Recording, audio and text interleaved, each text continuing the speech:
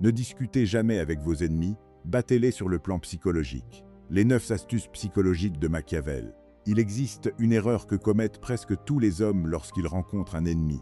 Ils parlent, ils expliquent, ils se justifient, ils essaient de convaincre. Et sans même s'en rendre compte, ils offrent à leurs adversaires exactement ce qu'ils recherchent, leur énergie mentale. La plupart des guerres psychologiques sont gagnées avant même que les mots ne soient prononcés. Car celui qui vous pousse à argumenter avec lui a déjà obtenu une victoire. Il vous a fait quitter votre position de force pour entrer dans son terrain. Il vous a fait réagir. Et dans le monde invisible du pouvoir, celui qui réagit perd toujours une partie de son autorité. Observez les hommes qui dominent réellement leur environnement. Les individus les plus respectés, les personnalités qui semblent impossibles à déstabiliser, les stratèges que les autres craignent sans comprendre pourquoi. Vous remarquerez une chose, ils parlent très peu. Ils ont compris une vérité que la majorité ignore. Chaque explication est une négociation de votre valeur. Chaque justification est une demande implicite d'approbation. Chaque dispute est une preuve que vous accordez de l'importance à l'opinion de votre adversaire. Et c'est précisément là que commence la défaite. Car l'ennemi ne cherche pas toujours à vous vaincre. Parfois, il cherche simplement à vous faire descendre à son niveau émotionnel. Il veut voir votre colère. Il veut voir votre frustration. Il veut voir votre besoin de répondre. Parce qu'au moment où il obtient cette réaction, il cesse de se sentir inférieur. Pendant quelques secondes, il contrôle votre état intérieur. Et cette sensation de contrôle est souvent tout ce qu'il recherche. Machiavel avait compris quelque chose de profondément dérangeant à propos de la nature humaine. Les hommes respectent davantage ce qu'ils ne peuvent pas influencer. Ils admirent davantage ce qu'ils ne peuvent pas obtenir. Ils craignent davantage ce qu'ils ne peuvent pas lire. C'est pourquoi le silence a toujours été une arme plus puissante que l'argumentation. Le silence crée le doute crée l'inconfort, et l'inconfort pousse les autres à révéler leurs véritables intentions. Lorsque vous refusez de participer à un conflit inutile, quelque chose d'étrange se produit. L'autre personne commence à combattre ses propres pensées. Elle imagine vos intentions. Elle interprète votre silence. Elle construit des scénarios. Elle crée elle-même les fantômes qui finiront par la hanter. Voilà pourquoi certains individus semblent exercer une influence disproportionnée. Ce n'est pas parce qu'ils sont plus intelligents. Ce n'est pas parce qu'ils sont plus forts. C'est parce qu'ils comprennent une loi psychologique fondamentale. L'esprit humain souffre davantage de l'incertitude que de la réalité. Une insulte répondue devient un échange. Une insulte ignorée devient un poison qui retourne souvent vers celui qui l'a lancé. Et pourtant, la majorité continue à tomber dans le même piège. Pourquoi ? Parce que l'être humain possède un besoin presque maladif d'être compris. Il veut expliquer sa vérité. Il veut corriger les mensonges. Il veut rétablir son image. Il veut convaincre le monde qu'il est du bon côté. Mais le pouvoir n'appartient pas à celui qui veut être compris. Le pouvoir appartient à celui qui peut continuer sa route, même lorsqu'il est incompris. C'est une différence gigantesque. Les faibles cherchent l'approbation. Les puissants cherchent les résultats. Les faibles veulent gagner les discussions. Les puissants veulent gagner la réalité. Et lorsque vous commencez à comprendre cela, votre perception des conflits change complètement. Vous réalisez que certaines batailles sont conçues pour vous distraire. Certaines provocations sont conçues pour vous ralentir. Certaines critiques sont conçues pour détourner votre attention de votre véritable objectif. L'ennemi le plus dangereux n'est pas toujours celui qui vous attaque. C'est parfois celui qui vous fait perdre du temps. Car le temps est la seule ressource que vous ne récupérerez jamais. Pendant que vous argumentez, quelqu'un progresse. Pendant que vous vous défendez, quelqu'un construit.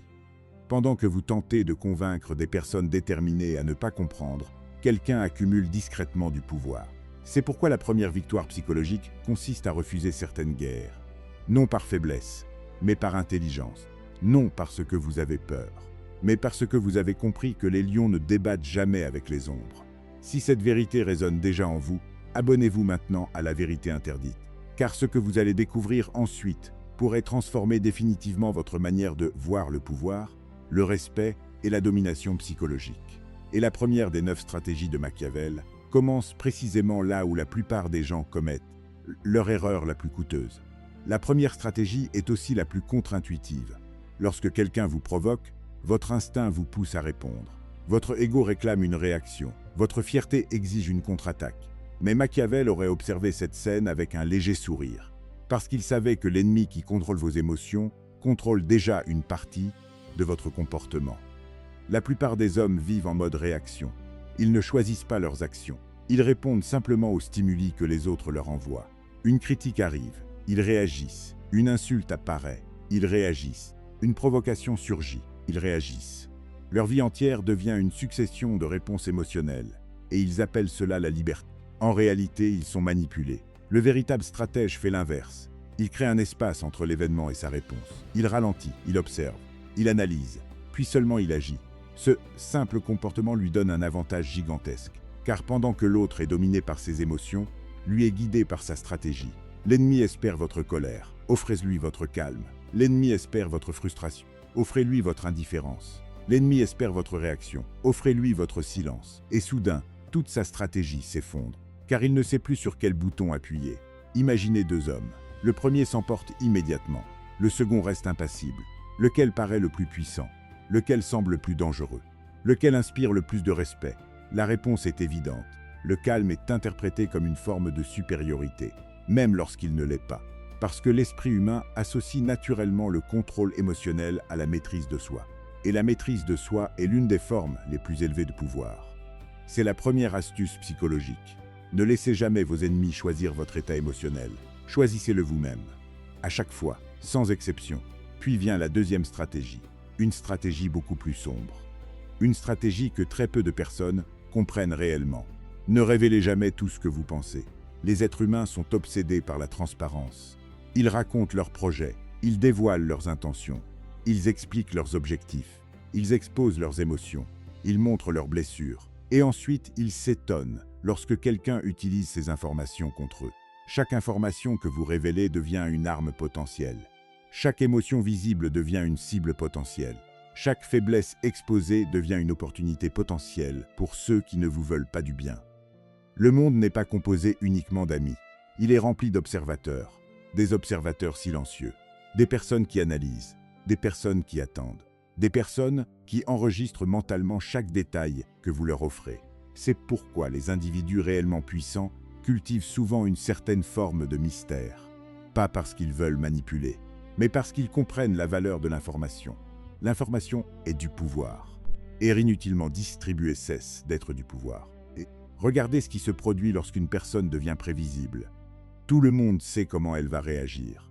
Tout le monde sait ce qui va la blesser. Tout le monde sait comment obtenir quelque chose d'elle.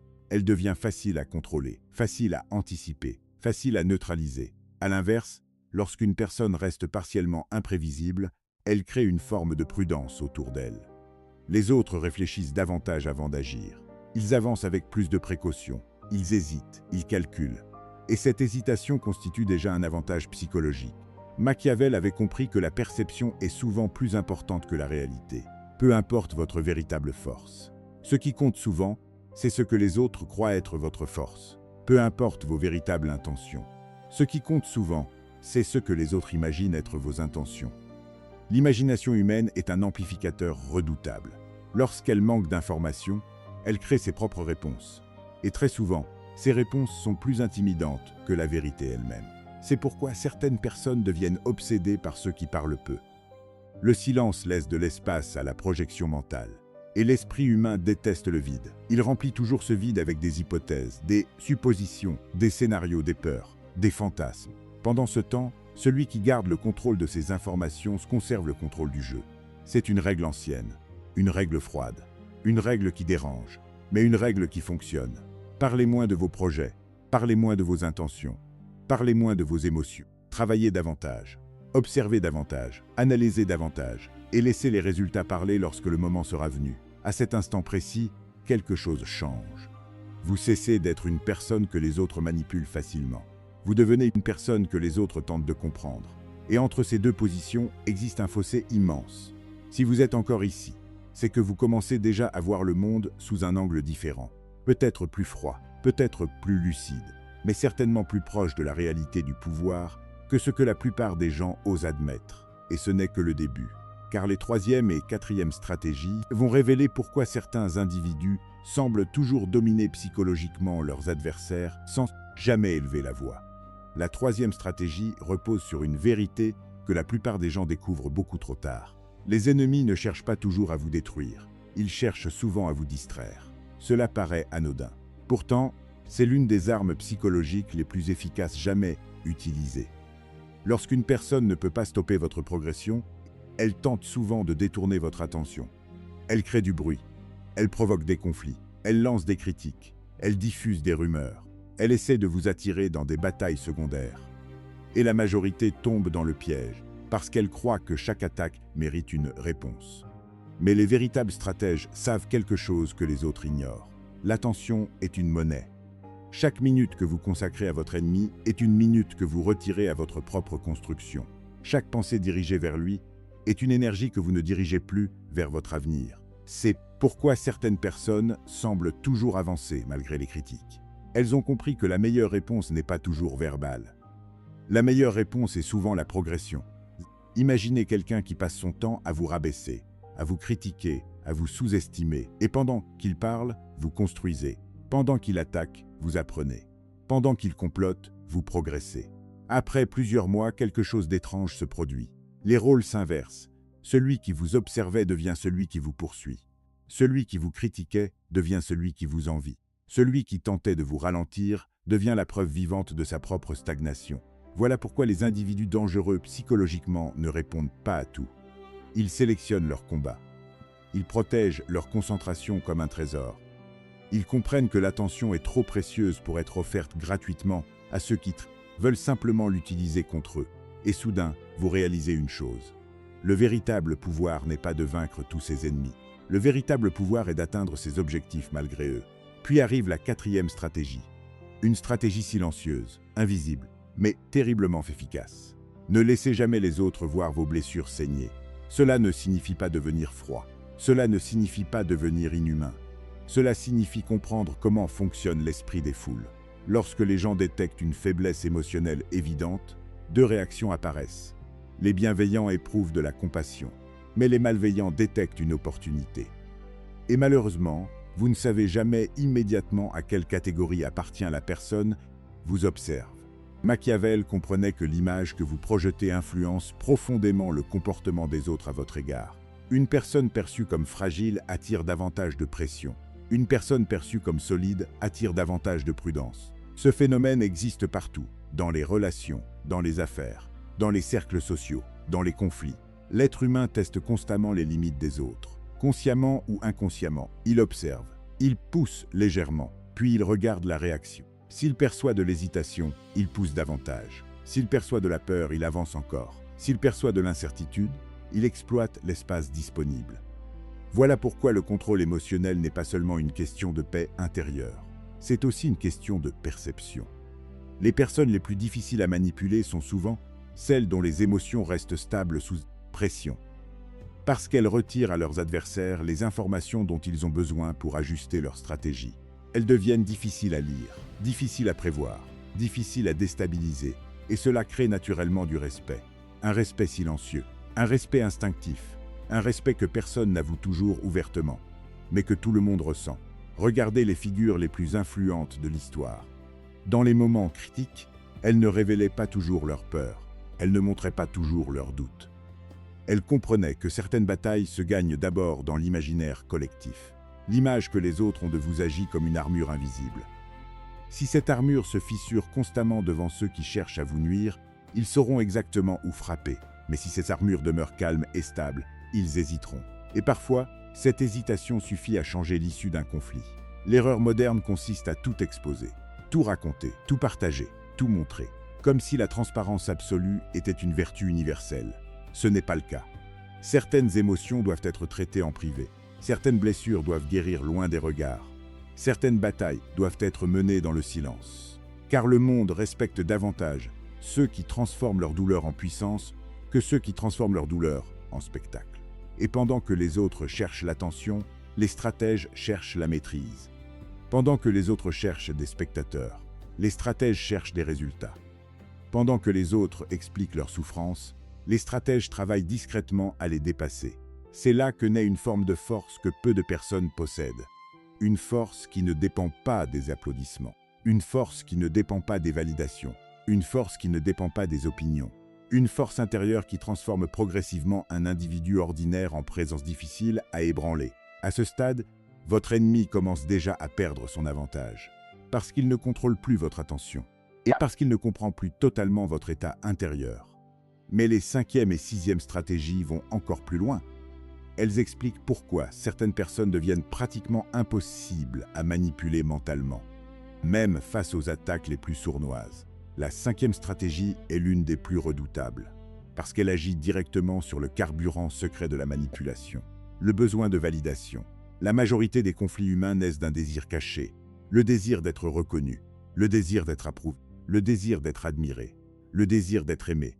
Et c'est précisément ce désir qui rend tant de personnes vulnérables. Car celui qui a besoin de votre approbation devient dépendant de votre opinion. Et celui qui dépend de votre opinion finit inévitablement par être influencé par vous. C'est une loi psychologique aussi ancienne que les relations humaines elles-mêmes. Plus vous avez besoin d'être aimé, moins vous êtes libre. Plus vous avez besoin d'être accepté, plus vous devenez manipulable. Plus vous avez besoin d'être compris, plus vous laissez les autres contrôler votre comportement. L'ennemi le sait, parfois consciemment, parfois instinctivement. Il comprend qu'il n'a pas besoin de vous vaincre directement. Il lui suffit de jouer avec votre besoin d'approbation. Il lui suffit de vous faire douter. Il lui suffit de vous faire chercher son acceptation. Et à partir de là, vous commencez à vous censurer, à vous justifier, à vous adapter, à négocier votre propre identité, petit à petit, jusqu'à perdre la force qui faisait autrefois votre singularité. Machiavel observait le monde sans les illusions que beaucoup préfèrent conserver.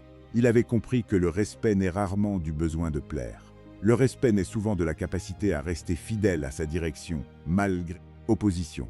Les individus les plus influents ne sont pas ceux qui satisfont tout le monde. Ce sont ceux qui acceptent d'être incompris, critiqués, contestés, parfois même détestés, parce qu'ils poursuivent quelque chose de plus important que la popularité, une mission, une vision, un objectif. Lorsqu'une personne cesse de chercher l'approbation universelle, quelque chose change dans son énergie. Elle devient plus calme, plus stable, plus difficile à influencer. Ses décisions deviennent moins émotionnelles, moins dépendantes des réactions extérieures. Et cette indépendance crée une forme de présence que les autres remarquent immédiatement. Une présence silencieuse, une présence rare, une présence que l'on respecte souvent sans pouvoir l'expliquer, car les êtres humains admirent instinctivement ceux qui n'ont pas besoin d'eux et craignent inconsciemment ceux qu'ils ne peuvent pas contrôler émotionnellement. Puis arrive la 6e stratégie, probablement l'une des plus dangereuses. Ne révélez jamais votre colère au moment où vous la ressentez. La plupart des gens croient que la colère est une arme. En réalité, elle est souvent une fuite d'informations. Lorsque vous explosez vos blessures. Lorsque vous perdez le contrôle, vous révélez vos déclencheurs. Lorsque vous réagissez impulsivement, vous offrez à votre adversaire une carte détaillée de votre psychologie. Et cette carte peut être utilisée plus tard, encore, et encore, et encore. Les manipulateurs expérimentés adorent les personnes impulsives. Parce qu'elles sont prévisibles. Il suffit d'appuyer sur le bon bouton. Et la réaction arrive. Toujours. Et comme un mécanisme parfaitement programmé. Mais imaginez maintenant l'effet inverse. Imaginez quelqu'un qui ne réagit jamais immédiatement. Quelqu'un qui absorbe l'information, observe, analyse et choisit soigneusement le moment de sa réponse. Cette personne devient extrêmement difficile à manipuler. Parce qu'il n'existe plus de lien direct entre la provocation et la réaction. L'ennemi ne sait plus ce qui fonctionne. Il perd progressivement ses repères. Il commence à commettre des erreurs. Il devient impatient. Et souvent, il finit par se trahir lui-même. Voilà pourquoi les grands stratèges ont toujours valorisé la patience. La patience n'est pas de la passivité. La patience est une forme de domination mentale. C'est la capacité de rester maître de soi pendant que les autres perdent le contrôle d'eux-mêmes. La colère instantanée satisfait l'ego, mais la maîtrise de la colère sert la stratégie. Et entre l'ego et la stratégie, Machiavel choisissait toujours la stratégie. Imaginez une salle remplie de personnes. Quelqu'un vous attaque verbalement. La majorité s'attend à une réaction immédiate, à une confrontation, à un affrontement. Mais vous restez calme, vous ne donnez rien, pas de colère, pas d'agitation, pas de panique, seulement une présence stable. Dans cet instant précis, la dynamique psychologique change complètement. Celui qui attaque apparaît émotionnel, celui qui reste calme apparaît puissant, même si personne ne le dit à voix haute. L'esprit humain interprète naturellement les comportements de cette manière. Le contrôle inspire davantage de respect que l'explosion émotionnelle, toujours. C'est pourquoi certains individus semblent gagner des batailles sans même parler. Ils comprennent que la guerre psychologique se joue d'abord dans les émotions, et que celui qui contrôle ses propres émotions retire à l'adversaire son arme principale. Si vous êtes arrivé jusqu'ici, vous commencez probablement à comprendre une vérité dérangeante. Les plus grandes victoires ne sont pas toujours visibles. Les plus grandes victoires se produisent souvent à l'intérieur. Dans cet espace où vous choisissez de ne pas réagir. Dans cet espace où vous refusez d'être manipulé. Dans cet espace où vous cessez enfin de chercher l'approbation de ceux qui n'ont jamais eu intention de vous respecter. Et ce que nous allons découvrir maintenant est encore plus profond, car les 7e et 8e stratégies expliquent pourquoi certaines personnes deviennent tellement difficiles à atteindre psychologiquement que leurs ennemis finissent par s'épuiser eux-mêmes. La 7e stratégie touche à quelque chose que la plupart des gens sous-estiment toute leur vie. La rareté. Dans un monde où tout le monde parle, celui qui parle peu attire l'attention. Dans un monde où tout le monde se justifie, celui qui ne se justifie pas intrigue. Dans un monde où tout le monde cherche à être vu, celui qui disparaît parfois devient inoubliable. L'être humain possède une étrange faiblesse psychologique. Il valorise davantage ce qui lui échappe. Ce qui est constamment disponible perd progressivement de sa valeur. Ce qui est rare gagne naturellement en importance. Cette loi ne concerne pas seulement l'argent. Elle concerne également le respect, l'influence, l'attention et même la présence humaine. Les personnes qui répondent immédiatement à tout, qui sont toujours disponibles, qui cherchent constamment à plaire, qui courent après chaque interaction, finissent souvent par devenir prévisibles. Et la prévisibilité réduit l'impact. Machiavel comprenait que le pouvoir dépend souvent de la perception de votre valeur. Et la valeur perçue augmente lorsque votre attention devient sélective. Cela ne signifie pas ignorer tout le monde. Cela signifie comprendre que votre présence possède un prix psychologique. Plus vous la distribuez sans discernement, moins elle semble précieuse.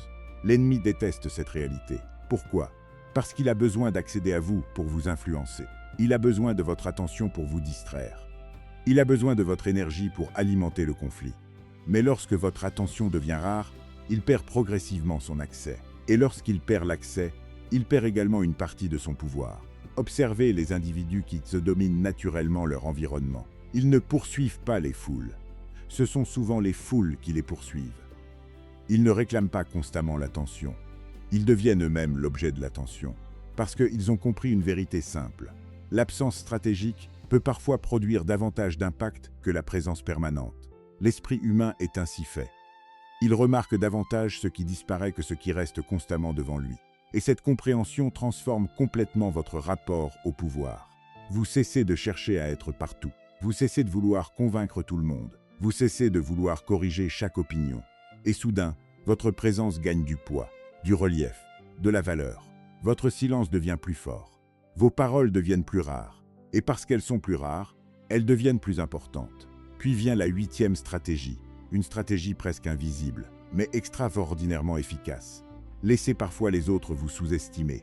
Cela semble contraire à tout ce que l'on nous enseigne. Nous voulons paraître forts, compétents, impressionnants, respectables. Et pourtant, le désir permanent en cessez crée souvent de nouveaux problèmes. Parce qu'il révèle vos intentions, parce qu'il attire des rivalités inutiles, parce qu'il pousse certaines personnes à vous considérer comme une menace. Le stratège comprend quelque chose que l'ego refuse souvent d'accepter. Être sous-estimé est parfois un avantage. Lorsque les autres pensent que vous êtes incapable, ils baissent leur regard. Lorsqu'ils pensent que vous êtes inoffensif, ils deviennent moins prudents. Lorsqu'ils pensent que vous êtes faible, ils révèlent davantage leurs véritables intentions. Et soudain, les informations commencent à circuler vers vous, naturellement, sans effort. Parce que les gens parlent davantage lorsqu'ils ne se sentent pas menacés. Ils se dévoilent davantage. Ils deviennent moins vigilants. Ils révèlent leurs plans, leurs motivations, leurs peurs, leurs ambitions. Machiavel savait que l'information est souvent plus précieuse que la démonstration de force. Celui qui sait tout n'a pas besoin de montrer sa puissance immédiatement. Il peut attendre, observer, comprendre, puis agir au moment opportun. L'ego veut prouver. La stratégie préfère révéler les résultats plus tard. C'est une différence fondamentale. Les personnes dominées par leur ego cherchent constamment à démontrer leur valeur. Les personnes dominées par leur vision se concentrent sur leur progression. Et cette progression finit presque toujours par parler plus fort que n'importe quel discours. Imaginez deux individus. Le premier annonce constamment ce qu'il va accomplir. Le second travaille dans l'ombre. Le premier cherche les applaudissements avant les résultats. Le second obtient les résultats avant les applaudissements. Lequel possède le plus grand avantage psychologique? La réponse est évidente, car lorsque les résultats apparaissent sans avertissement, l'impact est décuplé. Les adversaires sont surpris, les critiques désarmés. Les observateurs sont obligés de réviser leur jugement. Et cette surprise constitue souvent une arme bien plus puissante qu'une démonstration permanente de force. Voilà pourquoi certaines des plus grandes réussites arrivent silencieusement. Elles grandissent dans l'ombre, loin des regards, loin des validations, loin du bruit. Puis un jour, elles deviennent impossibles à ignorer. À ce stade, l'ennemi commence à ressentir quelque chose de très particulier, la frustration, parce qu'il ne comprend plus comment vous atteindre, parce qu'il ne comprend plus comment vous distraire, parce qu'il ne comprend plus comment vous manipuler. Et lorsque cette frustration s'installe, il commence souvent à commettre ses propres erreurs, ce qui nous conduit à la 9e et dernière stratégie, la plus froide, la plus puissante et probablement la plus machiavélienne de toutes. Une stratégie qui explique pourquoi certaines personnes remportent des guerres psychologiques entières sans jamais entrer dans la bataille elle-même.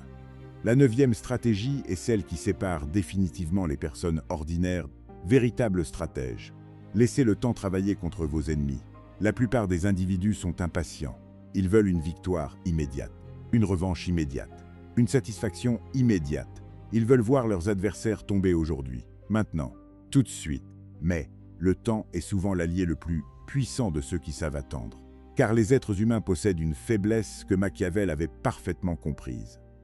Ils finissent presque toujours par se révéler eux-mêmes. Les arrogants deviennent excessivement confiants. Les menteurs finissent par se contredire. Les manipulateurs deviennent trop audacieux. Les impulsifs commettent des erreurs. Les envieux deviennent imprudents. Les orgueilleux se surestiment. Et lorsque cela arrive, ils commencent eux-mêmes à construire leur propre chute.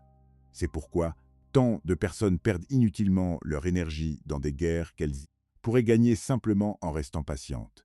Elles veulent accélérer le processus. Elles veulent intervenir. Elles veulent corriger. Elles veulent punir. Mais parfois la meilleure stratégie consiste à observer, silencieusement, calmement, froidement, comme un joueur d'échecs qui refuse de déplacer une pièce avant que le moment soit parfait. L'ennemi croit souvent que votre silence signifie votre faiblesse. Alors il parle davantage, il agit davantage, il prend davantage de risques, il révèle davantage de choses, et sans s'en rendre compte, il fournit lui-même les éléments de sa propre défaite. Voilà pourquoi les individus psychologiquement dominants ne sont presque jamais pressés, et ils comprennent que le temps expose ce que les émotions tentent de cacher. Ils comprennent que la vérité finit souvent par émerger sans qu'il soit nécessaire de la poursuivre.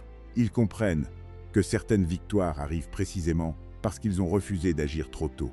L'une des plus grandes illusions humaines consiste à croire que chaque attaque mérite une réponse. Non. Certaines attaques méritent votre indifférence. Certaines attaques méritent votre silence. Certaines attaques méritent simplement votre progression. Parce que le succès possède une propriété étrange. Il transforme les critiques en spectateurs. Il transforme les moqueries en admiration forcée. Il transforme les ennemis en observateurs silencieux. Et parfois, il transforme même les adversaires d'hier en imitateurs de demain. C'est la raison pour laquelle les personnes réellement puissantes semblent souvent détachées. Elles ont compris quelque chose que la majorité ignore. La vie est trop courte pour consacrer son énergie à convaincre ceux qui ont déjà décidé de ne pas comprendre. La vie est trop précieuse pour être gaspillée dans des combats conçus pour vous ralentir. La vie est trop importante pour être dirigée par les provocations des autres. Lorsque vous cessez de vouloir gagner chaque discussion, vous commencez à gagner quelque chose de beaucoup plus précieux. Votre paix mentale. Lorsque vous cessez de vouloir corriger chaque critique, vous récupérez votre énergie. Lorsque vous cessez de vouloir plaire à tout le monde, vous récupérez votre liberté. Et lorsque vous cessez de donner à vos ennemis le contrôle de vos émotions, vous récupérez votre pouvoir. C'est cela, la véritable leçon cachée derrière ces 9 stratégies psychologiques. Ne discutez jamais avec vos ennemis lorsque votre objectif est de progresser. Ne leur offrez pas votre attention, ne leur offrez pas votre énergie, ne leur offrez pas votre paix intérieure. Car la victoire psychologique suprême n'est pas de détruire un adversaire. La victoire psychologique suprême est de devenir tellement concentré sur votre propre ascension que vos ennemis cessent progressivement d'avoir importance. À cet instant précis, ils perdent leur pouvoir sur vous. Et lorsqu'ils perdent leur pouvoir sur vous, vous avez déjà gagné. Si cette vidéo vous a ouvert les yeux sur les mécanismes invisibles du pouvoir, abonnez-vous à La Vérité Interdite. Car dans un monde rempli de distractions, de manipulations et d'illusions, ceux qui comprennent la psychologie humaine possèdent toujours un avantage que les autres ne verront jamais venir. Et souvenez-vous de ceci, le lion ne perd jamais son temps à convaincre la forêt qu'il est un lion. Il continue simplement d'avancer. Et la forêt finit toujours par le comprendre.